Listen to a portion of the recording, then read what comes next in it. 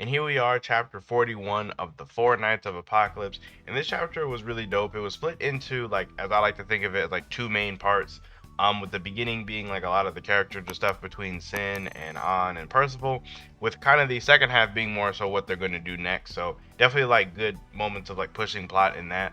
The chapter does start with them leaving the village. Gother and Don Chilamonte are seeing them off, and this is really interesting to me because I remember I was saying myself that, oh, this is a good opportunity for Gother to kind of fill them in on like what happened in the world, and then this would be a good chance for us, the reader, to see what happened. But that doesn't happen at all. And I'm not mad at that. It's not like I was super heart dead set on it or anything. I just thought it would have been really cool to see. But I guess it also makes sense because this way, I guess it doesn't completely fill us, the reader, in as to what happened. There, it leaves that bit of mystery, and it does keep Percival and gang kind of in the dark about everything that is going on. And it's also not like they have a ton of time. Granted, it only takes a second, but he'd have to show like all four of them the actual history, maybe even Sin, and then answer questions after that. So they have pursuers after them. So it's not like they have a ton of time to really delve into that. So I guess it makes sense. And also looks like we are not getting Gother going with them or escorting them. I remember seeing some people talk about that just in the Four Knights community, like, oh, what if Gother helps escort them to Leonis? But I wasn't really ever invested in this, and I didn't really think it was gonna happen because, like Gother says, he does have a job to stay here and protect the village, and it's not like Gother can take a literal village worth of demons across Leonis. That would be kind of funny to see, actually. Just like you just see Gother and Percival's group, and then just like 50 demons just walking through Leonis. That'd be a really big deal. And of course, Gother can't just leave them unguarded because they would most certainly be slaughtered. So there is that as well. But basically, Sin is, telling Percival that, we got to get going. Our pursuers are after us. These guys are like super bloodthirsty, like they're willing to kill their own, and saying all this stuff. And then this is where Percival points out that An, or Annie, is still, she's really upset that like Ara died. Like she was like, because as far as we know, An really hasn't had too many people. Like, she's never been in this kind of scenario. So it makes sense that she would be really upset about this. And because Ard essentially did sacrifice his life for hers, which is weird because I thought this would make Percival really upset because anytime a villain dies at the hands of another villain, the main character typically gets mad at that kind of stuff. But no, all this development is kind of for An, which I'm not mad at. I think it's really dope, actually, and it's gonna add more to her character. And it's in this moment when she's crying and Art staff's on the ground that Sin comes up and he smashes it, saying that like he received this from King Arthur. This is a dangerous tool. This is like, we don't know what this thing could be. We need to destroy it. In which I agree with Sin. Like, this thing is dangerous. Like, even Nance's like, yeah, this thing can turn people into chaos monsters. And then Sin's talking about like, yeah, if I was Art, I would have like fused with Ceranos or fused with like one of the demons. Which really shows that these staffs that Arthur has given out can do lots of crazy stuff. So like, it's probably for the best that they got rid of it.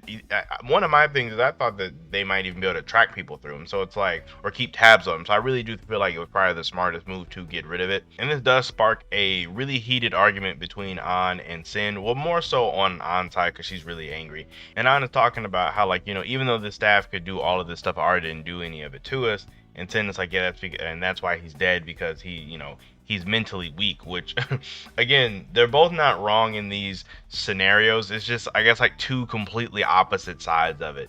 And it's one of those things where even though Sin is right, he definitely probably could have been a little bit nicer about it, like just a little bit. But at the same time, they don't really have time to be nice, to like seeing as the type of journey that they're on. And Sin's job is just to get Percival to Leonis. Everyone else is kind of just extra. So like, I could see it why Sin doesn't really super care about their feelings all like that. And this is when An goes into this whole thing of like, anytime they really need Sin, he's never really there. Like in this instance, he was sleeping, or back in Kent, he was nowhere to be found. Even in Sustania, he didn't actually get help, or they didn't actually see him do anything. They just seen him get help. So it's like, as she was saying, whenever, push comes to shove, it's always those four that are the ones suffering and not necessarily Sin. Sin is always relatively unscathed by the end of all these things, which she does have a valid point. And then Sin kind of just apologizes. He's like, yeah, I'm sorry. And then it's kind of just, it's like over from there. Like he apologized so easy, and then she's just pumped up again and ready to like get moving. And then Sin does say that being angry generates more energy in humans than like say like sadness and crying, which he's not wrong. And this is when Percival does compliment Sin, saying that he reminds him of his like grandpa, and they even joke about how old he is. Where Sin, he makes a joke that he's like 3,000, but he says he's like joking. And we kind of get a small look into Sin's character here, where he wasn't really invested in the argument that him and An were having.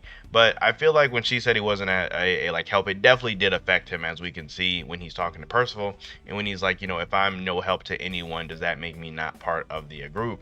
And then Percival just says to him, just having you around makes me happy, which gets a reaction out of Sin. And it's one of those things where I don't want to talk about it a lot because I feel like I talk about it in every chapter Sin is in. But it's one of those things where like this really is another point in the Lancelot department, in my opinion, because if you remember in the Lancelot one shot, one of Lancelot's biggest thing is that he always wanted to be like he doesn't directly say it, but he prides himself in being useful or being able to help out people, and we can see this reflected in Sin's character. So I really do think that, again, I don't want to go really deep into it, but this is another point in the Lancelot thing, or in the Lancelot theory for me. And then the second half of the chapter is definitely much shorter than the first. It's them basically just making it to the entangled forest, which was another one of the things that Percival's granddad, Varghese, was telling him about was out there in the world.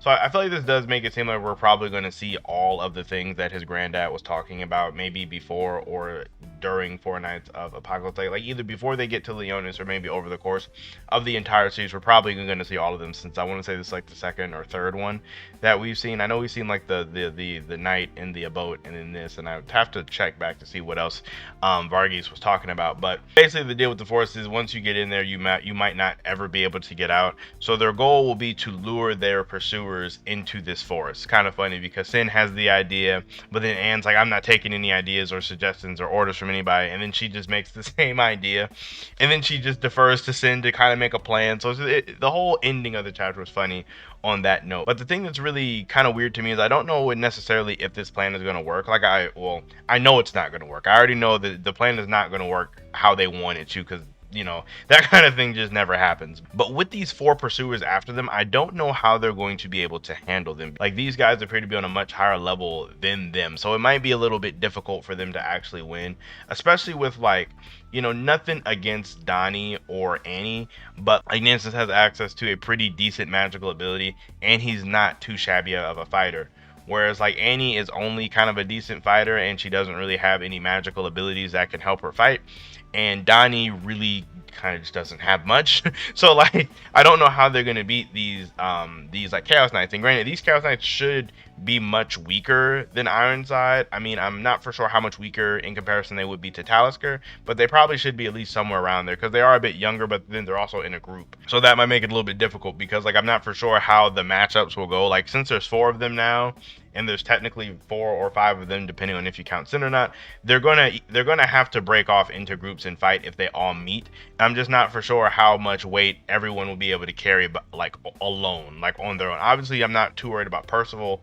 Well, I am worried about Percival, but Percival can at least fight. I'm just worried about everybody else. I don't know how they're going to all do if they get put in a 1v1 scenario, which is kind of what I think is going to happen. I kind of do have a small theory that maybe either Sin will reveal more of his true self or true power in this, so he'll be able to help, or we could get long range support from Gother.